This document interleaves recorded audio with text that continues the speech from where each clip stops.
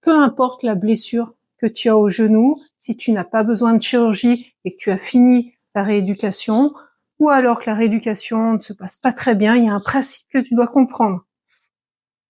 Tu dois simplement adapter les exercices à la tolérance de tes tissus musculaires, cartilagineux, ligamentaires, tendineux.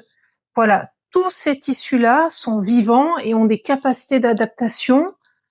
Plus tu vas les entraîner, plus ils vont être résilients. Même si tu as des dégâts de type arthrose, tu vas pouvoir renforcer les tissus autour et ceux déjà existants afin d'avoir le moins de douleur possible. Voilà, ça c'est la base à comprendre. Il n'y a pas à être résigné ou autre. On peut toujours tout améliorer. Bien sûr qu'il y a l'âge, bien sûr qu'il y a ci et ça, mais il faut partir du principe que si on s'en donne un peu la peine, on peut améliorer les choses. Donc, on va voir 3 exercices simples, notamment le squat. Si on te fait faire des squats et que tu as mal, c'est que simplement l'intensité des squats est trop grande pour toi, l'échauffement est mal fait. Donc, il faut trouver un échauffement de type contre-appui, marche arrière qui te permette de bien huiler le genou, de bien amener de la synovie pour préparer ton genou. Si les squats te font mal, c'est parce qu'il n'y a pas eu de progression pour les réaliser. On va pas tout de suite faire des squats sur un genou douloureux. On peut aller en piscine, on peut maintenir des chaises, d'accord? D'abord renforcer en isométrie.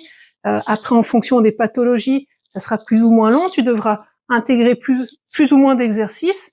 Mais une fois que tu as trouvé un angle où tu es non douloureux, donc en chaise ou sans, alors tu restes dans cet angle-là et tu tiens. Tu te mets juste au-dessus de l'angle douloureux et tu tiens. Ensuite, tu vas trouver un angle non douloureux en dessous du point de douleur et pareil, tu vas pouvoir tenir, écarte bien le sol. Voilà, maintiens déjà les positions dans un angle non douloureux.